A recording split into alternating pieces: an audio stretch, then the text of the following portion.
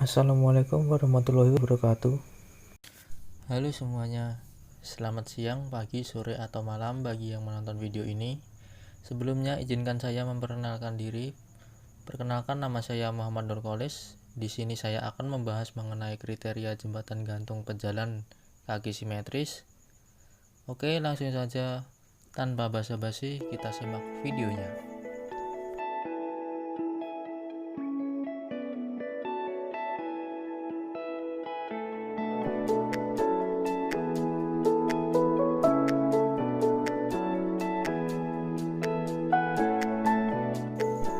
Dalam suatu perencanaan jembatan harus memenuhi pokok-pokok seperti kekuatan stabilitas struktur, kenyamanan dan keselamatan, kemudahan pemeliharaan dan perawatan, ekonomis, pertimbangan aspek lingkungan sosial dan aspek keselamatan jalan, kelayakan dan keawetan jangka panjang, serta estetika.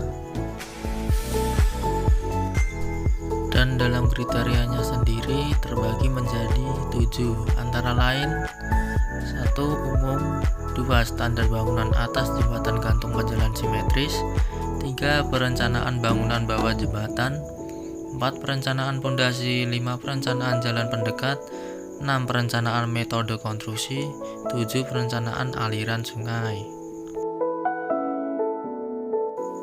Untuk kriteria umum tersendiri meliputi umur rencana jembatan standar adalah 50 tahun untuk komponen-komponen utama jembatan seperti pondasi, bangunan bawah, kabel, pilar, gelagar, batang-batang rangka, dan sistem lantai. Pembebanan jembatan gantung pejalan kaki menggunakan beban hidup sebesar 3 kPa.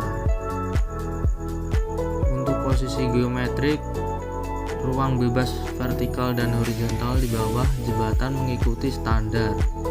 Material yang digunakan pun adalah mutu beton bangunan bawah, pilar dan blok angkur, dan fondasi FC30 MPa atau minimal FC20 MPa untuk daerah sulit di perdesaan. Dan untuk memudahkan validasi koreksi atau gambar rencana diusahakan sebanyak mungkin dalam bentuk gambar tipikal dan gambar standar. Kriteria yang kedua yaitu standar bangunan atas jembatan gantung pejalan kaki simetris.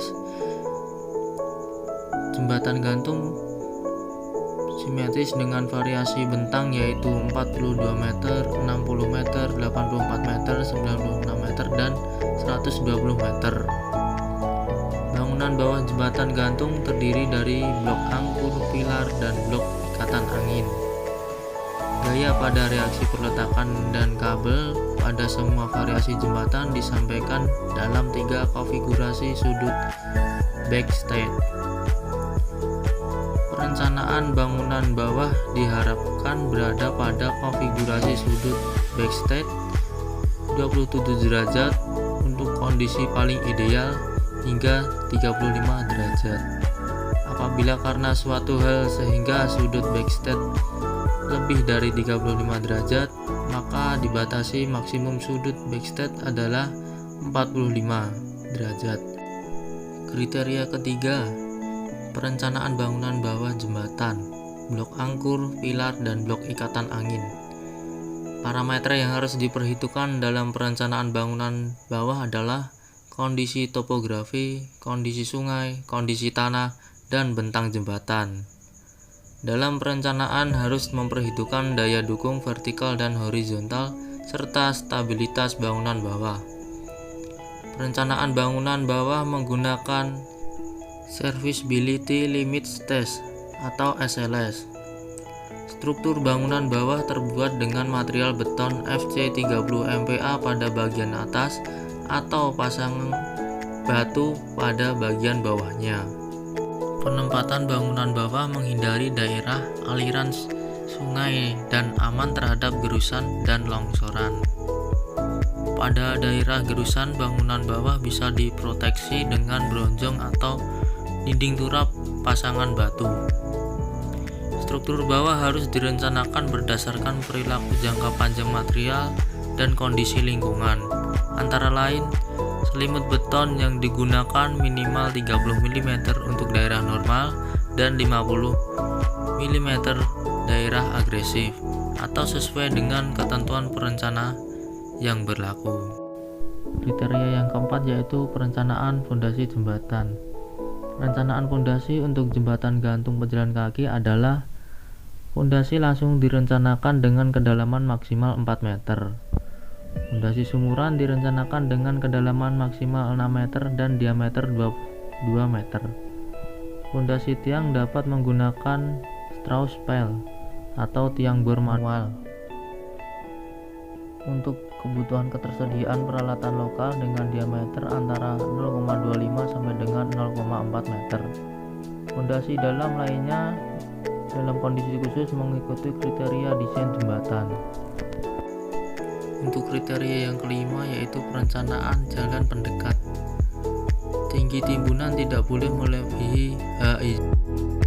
Bila tinggi timbunan melebihi izin, harus direncanakan dengan sistem perkuatan tanah dasar yang telah ada. Untuk kriteria yang keenam, perencanaan metode konstruksi. Perencanaan jembatan harus dilengkapi dengan metode konstruksi yang memperhatikan ketersediaan alat dan material kondisi setempat serta dapat dilaksanakan. Untuk kriteria yang ketujuh, perencanaan aliran sungai. Ruang pengawasan jalan untuk jembatan di hulu dan di hilir paling sedikit 100 meter atau ditentukan berdasarkan sifat dan morfologi sungai, minimal 5 kilokan. Bagian sungai jembatan harus dievaluasi minimal 500 meter ke arah hulu atau hilir dari jembatan meliputi hidrologi, pola aliran, morfologi sungai, lokasi scoring yang membahayakan konstruksi jembatan.